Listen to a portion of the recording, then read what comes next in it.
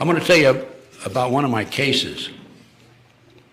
And then in the lectures in the future, I will tell you about individual cases I've worked and investigated that absolutely without any question establishes there is a conspiracy and infiltration into the lower levels of the government all the way to the White House. And this is the John Van Meter case.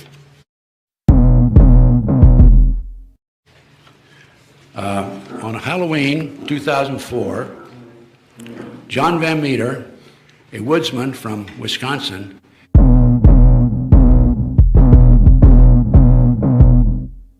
had attended a conference in Sonoma County, California. And after the conference, he was driving home, and he saw 5 or 6 automobiles, black automobiles, with people in them, driving into the woods.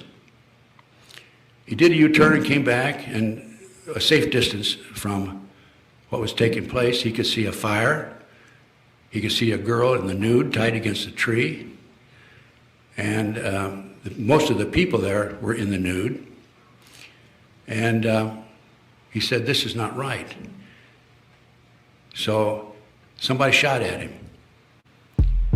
and he got his gun out. Being a woodsman, he carried a gun, and he shot back. Long story short, he shot and killed 4 of them, broke up the ceremony, and rescued the girl, carried her over, put her in the car. The others scattered, and he chased the leader into the woods and shot and killed him. Okay, he had a pretty exciting evening that night, didn't he? He looked at the body of the woods of the leader and took a card out, a little business card out. And on the back of it was a 202 area number. Area code. The next day he called, and a female answered the Federal Bureau of Investigation. The next day he called, and the line had been disconnected. And when he was chasing the leader through the woods, they had a running conversation, and the leader said, "We have the police and the FBI in our hip pocket here. If you kill me, you'll live in a 10 by 10 cell the rest of your life." So John ends up reporting to the police, Sonoma County, and goes back home. And they filed charges against him, claiming that he filed a false report. And they waited 4 days to go out into the woods and search the area. The police did. And so he hires an attorney in Sonoma County, and the attorney says, "Don't come back here. It's corrupt. Law enforcement's corrupt. You'll end up serving time." He was shot 9 times with 6 different weapons. I have a copy of the letter here that the girl wrote. By the way, she's in hiding. She changed her name several times, and nobody knows other than John and a few others about her whereabouts. Was she kidnapped? Yeah, she was kidnapped. She was kidnapped out of a parking lot in Oakland. 4 guys came at her in daylight and shot her in the thigh with a needle. She lost consciousness, and they put her in a van. Would you like to have me read the letter that she wrote? Okay, "I'm the woman from the satanic cult abduction case on Halloween. I'm scared to death of them finding out who I am, so I'm not coming forward. The only person I'm ever going to tell is my brother." By the way, she jumped in the car and drove into Oakland and called her brother. Her brother came and picked her up. She was in the nude, by the way. She had no clothes on. He thinks would be best if I stay anonymous, but he has convinced me to write down everything I remember exactly as I can and send it to the police. So this is what I'm doing. They were going to rape and murder me, and I hope they get caught. People need to know what's happened to me. I'm so scared they will find out who I am. I'm writing on an old typewriter, so it won't be on my hard drive. It started Saturday night. I was walking across the parking lot in Oakland. 4 guys got out of a car and grabbed me. They gave me a shot with a hypodermic needle in my thigh. I was unconscious for seconds. When I woke up, I had handcuffs on behind my back. My feet were tied together. The handcuffs were tied to something I couldn't move. They put tape over my eyes and my mouth. I didn't know where I was or how long I was there. I was thirsty and felt like I couldn't breathe. I had to go to the bathroom. I was terrified. I laid there and thought about what had happened to me over a long period of time. I'm not a religious person, but I prayed for the first time in my life for God to save me. I went to sleep and dreamed. In a dream, I saw a big white dog. It sat down, turned its head sideways, and looked at me. I felt like the dog was a girl dog, and she came to help me. I can't explain it any other way. Then I got up and ran away. I don't know why I'm even saying this. It just seems weird and real. I woke up again. I had to go to the bathroom so bad I finally gave up and urinated in my pants. It was awful. Then it was wet and cold. After a long time, I heard noises like a car door opening, and a couple of guys grabbed me. One guy said, "Bitch, pissed on the floor." The other guy said something like, "Shut up, clean it up, and load the stuff in." I'm pretty sure now I was in the van, in the back of a van. They took me into a search or something, or in the house or something. The guy said, "If you cooperate, we won't hurt you. If you struggle, we will kill you." Is that understood? I nodded my head yes. "What could I do?" he said. Would you like something to drink? I nodded yes. And they took the tape off my mouth and gave me some water or something. It tasted funny. They started to take my clothes off, and I was sure they were going to rape me. The guy said, "Just relax, we're going to give you a bath now." They guided me into a bathtub and washed me all over with a cloth and shampooed my hair. I was really scared. It was weird. They dried me off and blew my hair dry with a blower dryer and a brush. They put tape back on my mouth and put a white terry cloth robe on me. They set me down on the chair. I couldn't see anything because the tape on my eyes. I could see the voice. I could hear voices in another room. I was getting pretty sleepy. I think that there was something in the water they gave me. Then a couple of guys got to me. They took me out and put me in the back of the van and drove away. I knew there were other people in the van, but they didn't talk. They just played this loud, instrumental, heavy metal music. They drove me for a long time. I felt very sleepy. After a long time, the van stopped. The couple got me out. My feet were bare, and I was standing in dirt. I heard a lot of people talking quietly. I heard clicking noises in the van. A guy beside me said, "What are you doing?" The other guy said, "Getting ready for sanitizing after."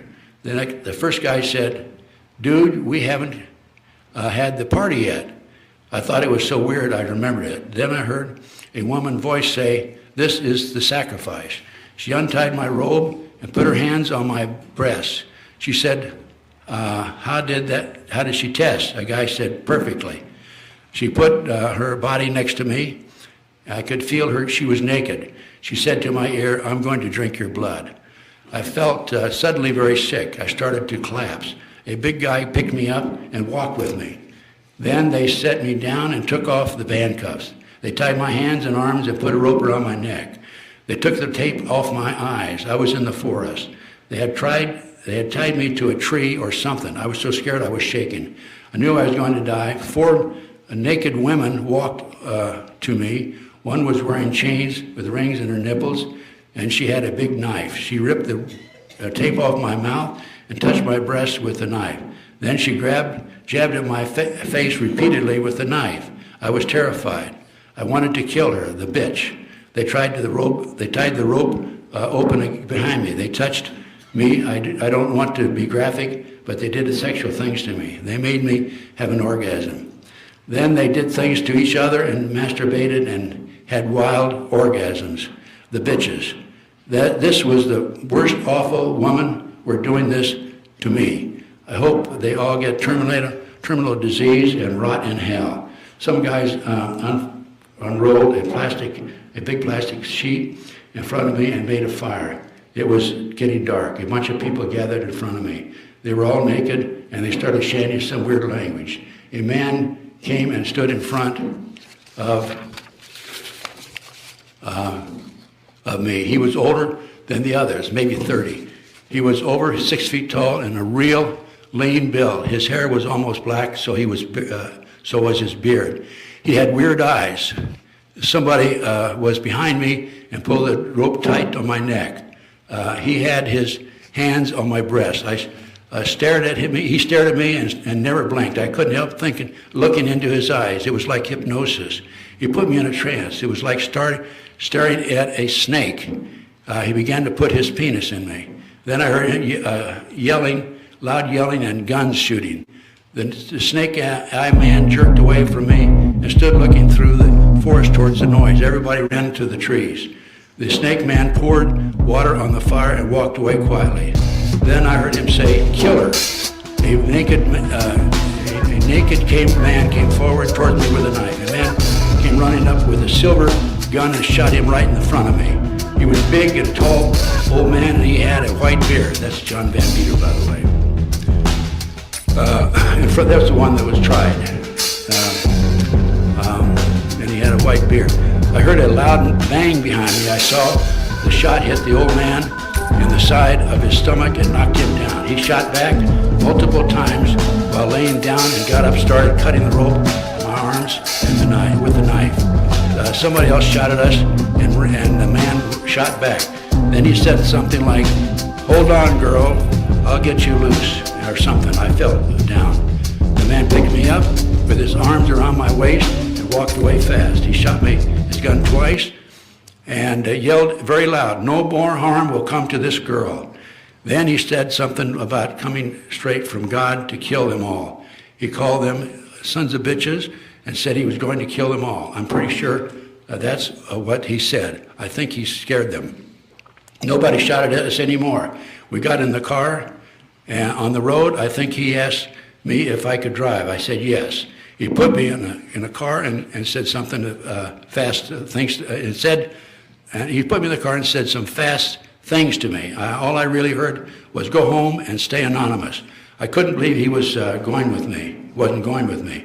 I couldn't believe I was going to live when I was so sure I was going to die before. He wanted me to go, but I asked him, "Are you an angel?" End quote. I'll never forget his eyes. He had blood on his face, but his eyes glowed brightly blue, like they were fluorescent or something. He said, "No, but one sent me to you." He said, "Now go, I'll call the cops," and slammed the door. I hated to leave him. I felt safe with him. I don't know why he wasn't going to go with me. I drove as fast as I could. I almost ran off the road a couple of times. I don't know where I was. Even when I finally got to the highway, I went the wrong way until I realized where I was and turned around and went home. When I really got home, it was really late. I was still shaking and I had blood on me where the wounded old man carried me. I felt sick for him. I found out later that nobody would even knew I was gone. I couldn't believe it. I was hurt by it until I realized it was my own fault. Then this was the payback for all the times I fought with my parents over them wanting to know where I was going every minute. I hope the newspaper prints this so I can say to the kids, stop fighting with your parents. There is a reason why they want you to know where you are. My brother and I took the car and parked it in Berkeley. He said he'd call the cops and tell them where it was. We looked at it to see if we could find any who belonged to it. It was weird. There was nothing in the glove box or ashtray. No litter on the floor, nothing. Nobody's car is this clean. The only thing in it was 4 black sweatshirts and 4 black sweatpants, all identical. We opened the trunk and all that was in there was a used syringe. Then it hit me. This red Pontiac was the car the guy got out of who abducted me. They must have put me in the trunk. We're going to have the syringe tested to see what they shot me with. Also, when I was showering, I noticed a painful needle mark in my forearm. Then I remembered how one bitch said, "How did she test?"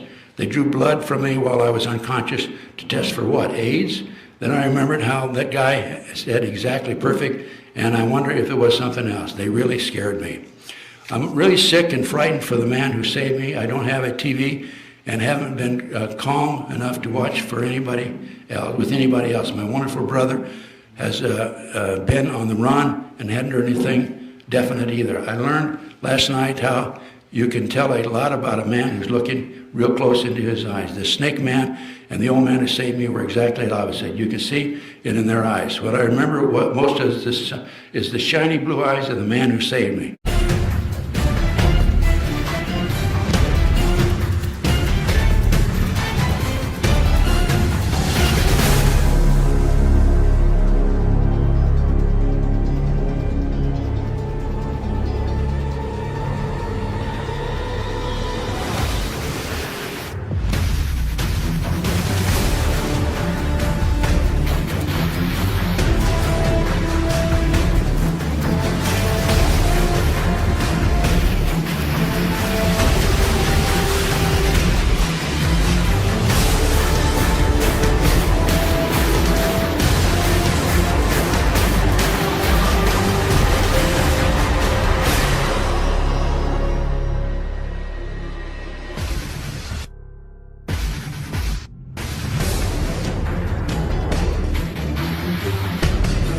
The rules have changed. There's a fine line between right and wrong. And somewhere, in the shadows, they send us in to find them.